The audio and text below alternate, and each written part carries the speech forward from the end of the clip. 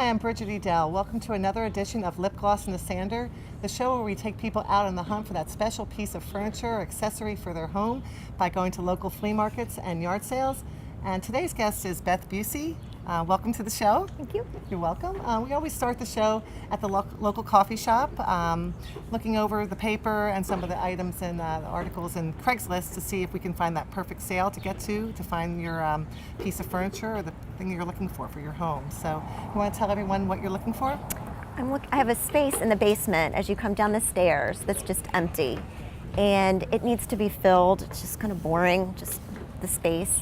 So I'm thinking about either a bench or a table. There's an outlet, so I could put a lamp on the table, just something to fill the space. Okay, and right now, is it just empty right now? It's just empty. Okay, so so we'll go out and about today looking for something to fill there. Do you have a budget in mind? I think for the piece, I would not want to spend any more than $50, and then with the materials, no more than $50. So a total of $100 for the whole project. Well, that sounds like a very reasonable budget. When we go out and about today, I think we'll try and start with the $50 budget, and I think it's very reasonable. Okay. Hopefully we'll be able to find something underneath that, and then we can go out and get the material for the piece if we need to refinish it. Mm-hmm. It's a beautiful day, so hopefully we'll have some luck at the local flea markets and yard sales today. I've got the paper and I went through and looked at some that I think would be maybe ones we would want to hit that are close by the coffee shop and won't take us too far out of the circle of where we start and where we finish in the studio to redo the piece. Okay, sounds great. Okay, good. You ready to go? I'm ready. All right, and don't forget, did you bring a small bag for your money and your tape measure? I did. I actually have a big bag. Okay, good. All right, good. Well, we have a big bag and a small bag, and so we'll just make sure we have our small bills and our tape measure, and we should be ready to go. Okay, so we saw the sale from the street, so I thought we would park and just kind of check out and see what they have. I mean, even though we were driving and I didn't see any furniture, I thought we'd take a chance. You never know. There could be something hidden behind the table, so let's Okay. So why don't we just go ahead and take a look and see what they have. Like I'm looking right now. Like my daughter loves these for the beach, so you never know. I may pick up some of these for my daughter to wear, and maybe her friends. They like to wear these, so it might not be a total loss. But let's keep looking and see if they have other things that maybe they have a piece of furniture, an accessory for your open space. Okay.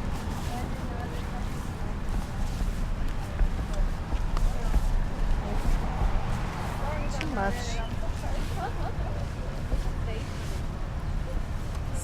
So if you had a baby or a toddler, this would be a really great sale because they've got lots of baby stuff here to act for your home if you needed it.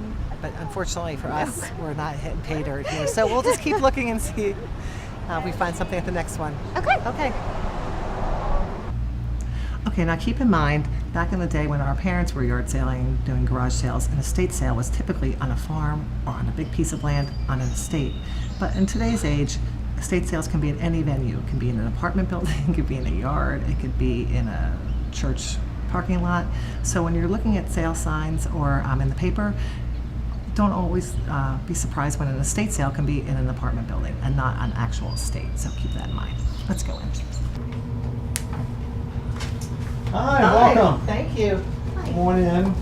This is in an estate, and everything is priced pretty much. If you don't see something that's priced, just let us know. Great. We'll be glad to work with you, and just look around. There's stuff in the kitchen, the bedrooms, all around. Thank you so much. Okay. Yes, sir. Wow, now look at all this stuff. Let's go over here because I collect Griswold pans, so let's go look and see if this is a Griswold pan. Hi, how are you? Good. This is not a Griswold pan, but look at this table it's on. What do you think of that maybe at the base of your steps in the basement? You know, I think it would work. The space is about 6 feet. Okay. So I think. All right, so let's measure while we're here. Okay, my tape measure. Let's measure it just to make sure that we have enough space. Here you go.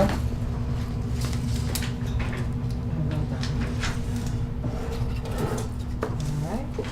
So it is about 46 inches, so we have plenty of space.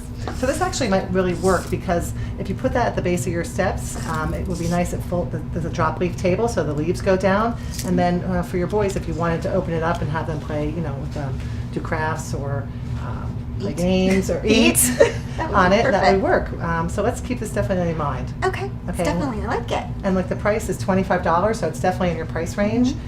So I think that might be a great deal for what you're looking for. So Great. let's keep looking around. Maybe there's something else here. Okay. Okay.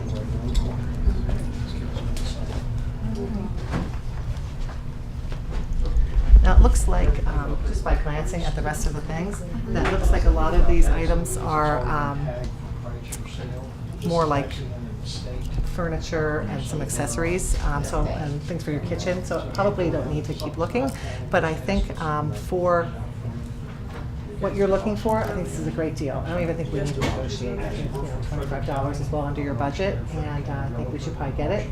And let's see if it will be a good fit. And if we find something else that works better, then we can pick that up. But I think this would be really great. I like it. Okay, good.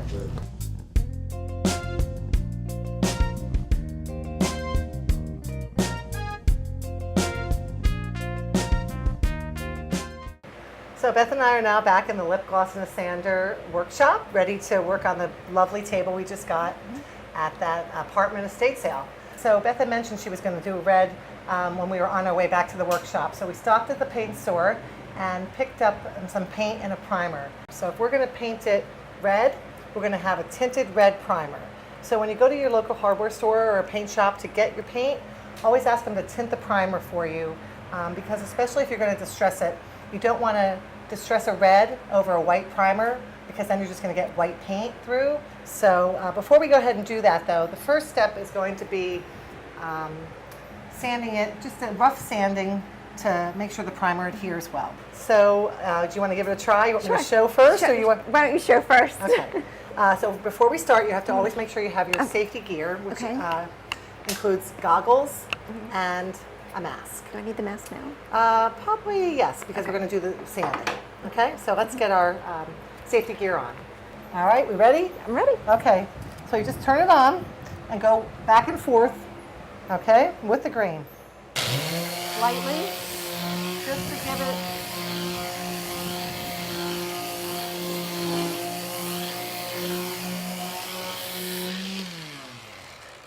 So for the purpose of the primer, it's fine just to do a very light coat, just so the primer will stick to it. So don't be alarmed when you open up your can of red primer and it actually has a pink sheen to it. That's very normal.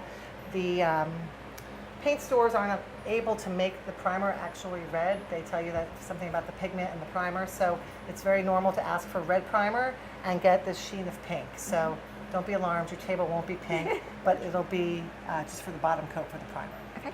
So we're ready to go ahead and put the primer on the table. So in order to do that, we're going to take a paintbrush, and it doesn't have to be a nice brush because it's only primer. So you can take just a disposable brush. Okay. If you want, you can use a little nicer brush, but you really don't have to for the primer coat. So we're going to take the primer, take the brush, stir the primer, and we'll dip in.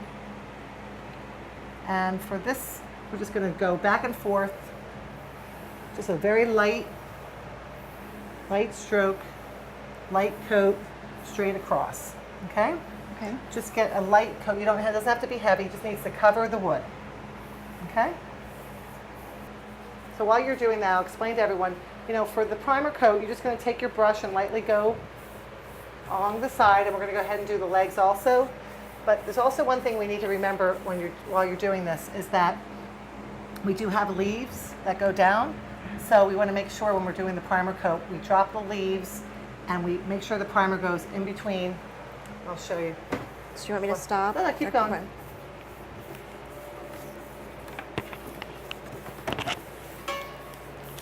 So right here, first you make sure the sanding dust is gone.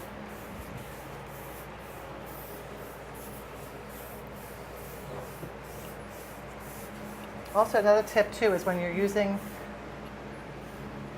paint or the primer, you can always tap it here or on your newspaper to get the excess off.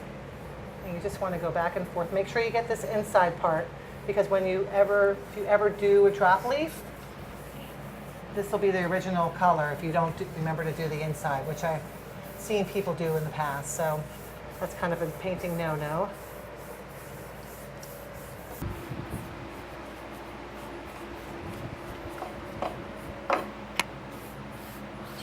cover the under. Oh, crap! Oops. Oh, no. Okay. Oh, hold on. We'll get it on. We'll get it on. That's okay. So unfortunately, every once in a while, you have a mishap in the studio, and that happens all the time. And so no worries. We just put some clean rags on it, and then after we're done, I'm going to go ahead and dispose of that properly. I have to certain ways to dispose of it, so I'll make sure I do that. So why don't we go ahead and switch sides, and you can go ahead and do this side. I'll work around. It's good that you had the drop cloth. Okay, that's right. All right, so we're going to continue. I'll work around the paint mess, and Beth will go ahead and work on the legs.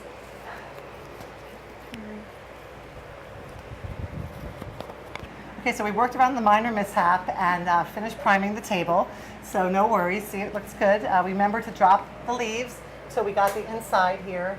But we have to always remember, especially I'm a stickler for, you always have to do the underside of the table. I know it's kind of a pain, it's a lot of time to do the underside, but you never know when somebody drops something under the table or they look and it's not done. It just makes it look a lot nicer and a lot cleaner to have the underside done.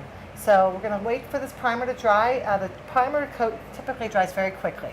So we'll probably give it another 5 minutes and then we'll flip it. We'll paint the other side and then we'll wait for that and then we can do the paint. So, Okay. all right, great. Okay, a little tip to remember when you are painting the underside of a table. Small details like making sure the paint goes all the way to the end, because there's nothing worse to look at is that a table that's been painted and you can still see the other color or the stain underneath. So just make sure, take the extra time. You know, the person, if you're doing it yourself, you know, it just looks a lot cleaner and no one will ever notice that you painted it over stain because they can't ever see the stain. So just take the extra second it takes to go to the very edge and no one is the wiser. So.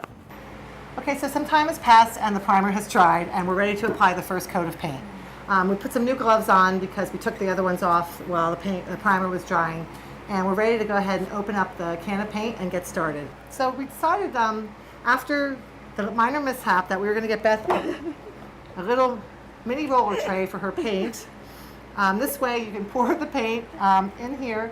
We're going to apply the top coat with what they call the mini roller. So I suggest when you use these that you get the top of the line ones because you want to make sure you don't get lint or any markings in your paint. And so it does pay off to buy a little higher end, plus a little more, but the end result is much better. If you get the lower end ones, you end up sanding out the lint and it is kind of a pain. So go ahead and just put it on by pushing down. And then what you'll do is you'll pour your paint in here and then it'll be in this part. And then you roll your roller here and then you just kind of go like this to get the excess off. So to open your paint can is very simple. You can just take just an ordinary flathead screwdriver. You don't need to actually buy that little paint can opener that they try to sell you at the hardware store because you really can just use a flat edge. And you just kind of go around the edge of the paint can and just take the screwdriver until you hear that noise, and usually it's ready to pop off. And there we go. One more. Okay. Now you can see the beautiful red color. It's like a nice deep pepper color, and I think it's going to be a beautiful color for the table because you had mentioned you wanted a hearty red that would go with the golds and the greens in your house. So we're going to go ahead with this hearty pepper color red.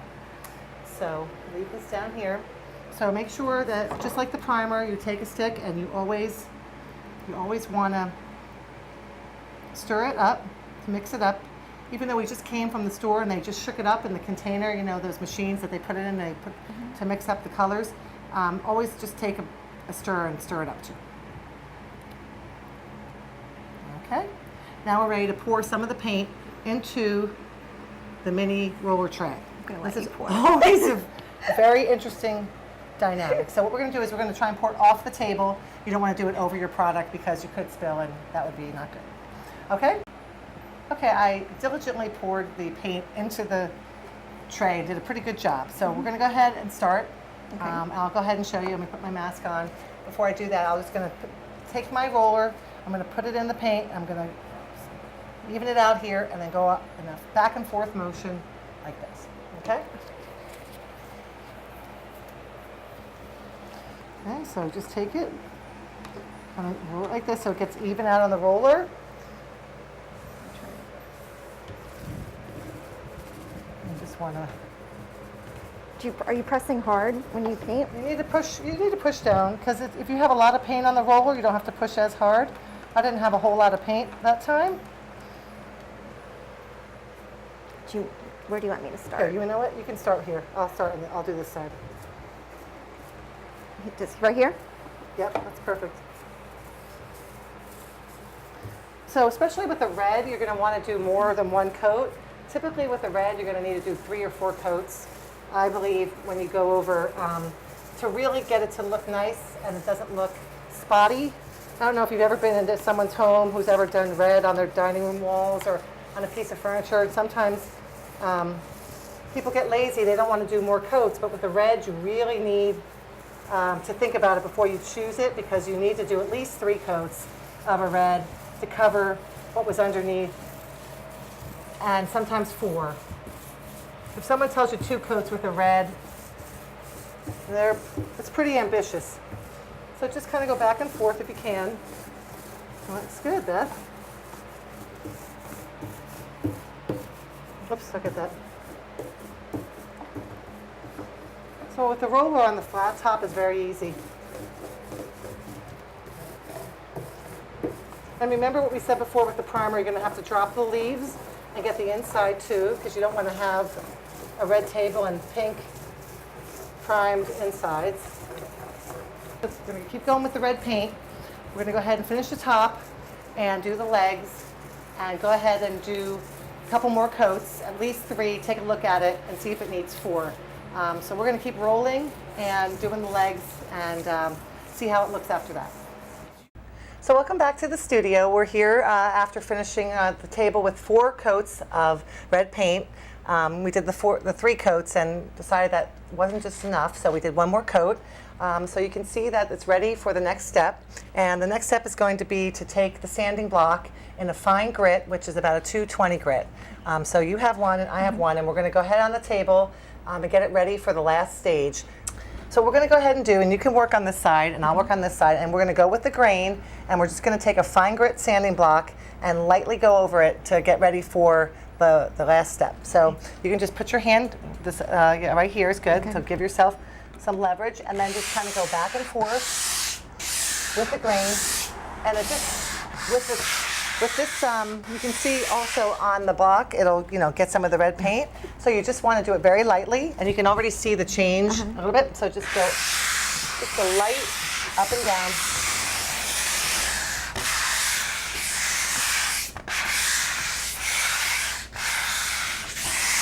Okay. And if you could stop for 1 second. And you can see also on your block and on your table, it leaves a little bit of a residue because you're sanding. So we're going to just do it lightly, get it ready for that last coat. So we'll go ahead and do the rest of the tabletop and then see how it looks. Okay, so you can see that it's all just the change in the color is very slight, but you just want to just back and forth, and that's good. Just very lightly. Also, you want to also remember that this is a drop leaf table, so we have to make sure we drop the leaf and do the inside. So let's go look and see how that looks. There you go. And just very lightly take the block. It's just a very light stroke. Just up and down once or twice. Good. All right, so we're going to go ahead and do the 220 fine grit sanding block very lightly over the legs and over the side, and then we'll be ready for the final step. So here's my dog Lily, who doesn't like to be too far from me. Even though it's hot and it's much cooler inside the house, she decides she wants to be by my side. So sometimes she joins me out in the studio. So I thought maybe I should introduce her. So you have to remember, don't forget the legs, my favorite part. Just like on the top, just lightly go over the legs, just so it's ready for the next step. So just up and down.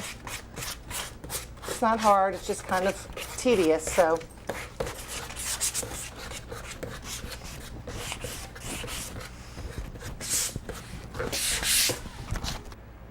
before we do the top coat of the table and the final coat, what we want to do is do a light distressing. Is that what you wanted the look to be? Yes, not very much, just a little bit of light distressing along the edges. Okay, good. So what we're going to do is take the medium grit sanding block, and I'll show you really just, you want to think of it like normal wear and tear of how a table would get distressed. So typically you would go on the edges and the corners if you had a square or rectangular table, and on the legs like where your knees or your feet would kick the table, where a vacuum cleaner would hit it, just normal, like thinking about where normal wear and tear would go. So on a table like this that was open, you'd always probably want to go right around the edges first. Okay. So I'll show you on this side, then you can do it on this side. Okay. You just take your block, and then you just kind of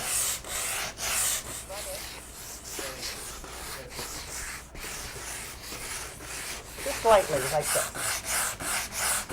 So you can see that a little bit of the paint comes off, and you can see the brown underneath, Okay. but it's not the heavy, distressing, chippy, shabby chic-ish. It's just light distressing. So you would say, oh, that's where it would constantly be touched or hit against the wall or something. So, so what we're going to go ahead and do is take the medium sanding block and go all the way around the table. Then we'll drop the leaves and do it on the edges there. Okay. Okay?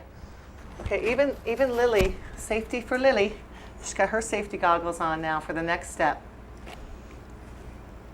Right, Lily? Safety first. That's the motto. We're so close to the final step. I know I said before we're on the final step, but I forgot a couple steps. So I just put a little lip gloss on because you remember, you never know who's going to stop by. And you have to be prepared. It could be Paul O'Neill one day. One day he could stop by my studio. So anyway, before the final step, we have to do the steel wool real quick. So this is a very quick step. Use the 4-0 steel wool, and you just lightly, just rub it over.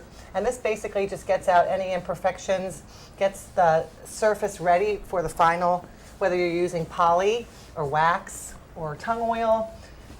For this project, I decided we're going to use some tung oil. The reason why you would use tung oil is because if you ever use the table for a setting for dinner or guests that are going to have glasses, it could leave a water ring if you use poly or the wax. So the tung oil really will be resistant to the water ring. So before we really do the final step, I just wanted to make sure I brought the dog inside so she's not outside when we're using the tung oil. It's not good for her to be outside here during that phase. So I brought her inside.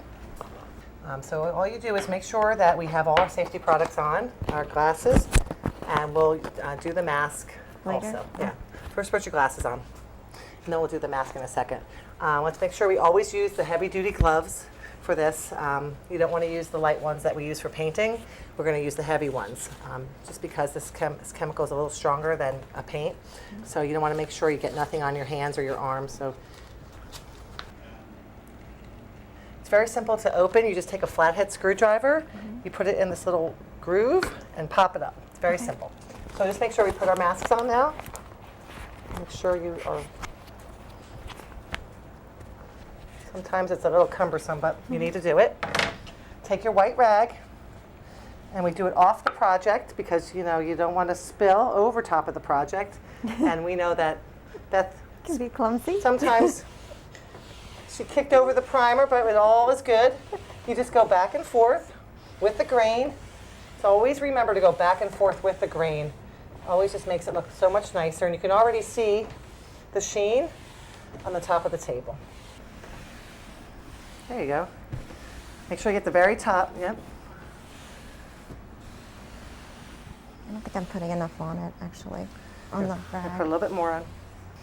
I poured a little bit more on Beth's rag. She wasn't quite enough. There, you see the difference? Being a little timid there, Yeah. wasn't I? Yeah, I do see the difference.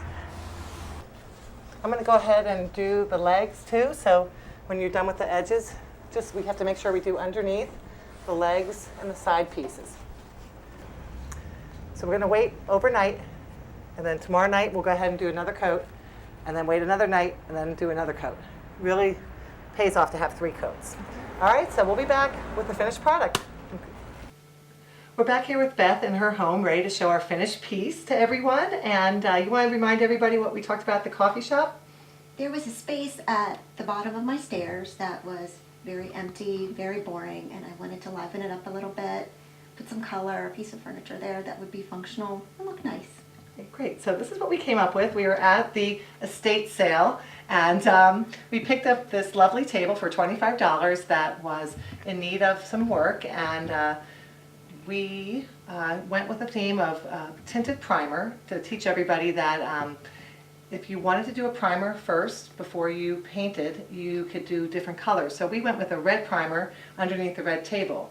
Also wanted to tell you, you could also have gone with like a black primer, so when you distressed it, the black would show through. But we went with red to make sure that you wouldn't see the white primer coming through. So I think it really turned out really great. What do you think of the color? Oh, I love the color, and I love the distressing. It's just, I love it. It was a lot of fun to do. Beth had mentioned she just wanted a light distressing on the table, which is what we did on the edges, where in reality it would be the most distressed. So we did a little bit on the edges and a little bit on the legs.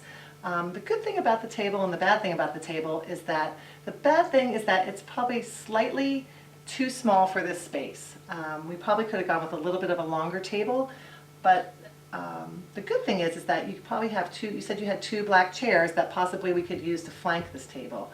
And then if your boys wanted to eat at this table, you could pull it away from the table, and it actually, these ends go up with a drop leaf, and it makes a circle, so you could seat them around the table too. So what do you think of this? I love it. Yeah. I really like it. Yeah, It's good. great. So glad.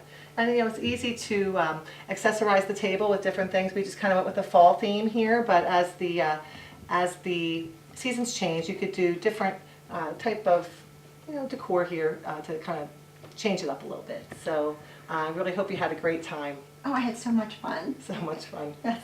Yeah, what did you think of the estate sale and the other yard sales we went to? The lesson I learned is you can't judge a book by its cover. So even though the sale might be small, there's all kinds of treasures in the sale. So I think I got lucky. Yeah, that's so great. That's a great tip. And I just wanted to say thank you for spending the day with us. It was a lot of fun in the heat and everything. So yeah, It was fun. Good. Thank you. Good. You're welcome. Well, that's it for this edition of Lip Gloss and a Sander. You can follow me on Twitter or like me on Facebook. I'm Bridget Edell. Thanks for watching. This episode of Lip Gloss and a Sander was sponsored in part by Amy DePretta and Patricia Elder, Remax Metropolitan, providing clients with over 20 years of experience offering superior marketing, staging, and consulting with VIP quality service. Potomac Valley Chiropractic, serving the North Potomac and Gaithersburg area. Dr. Spiro Theodore has been restoring people to good health through chiropractic care for over 10 years. Promotional consideration provided by Delaware Design Company, Marketing Communications with Direction. And by 4 Dimensional Real Estate Solutions,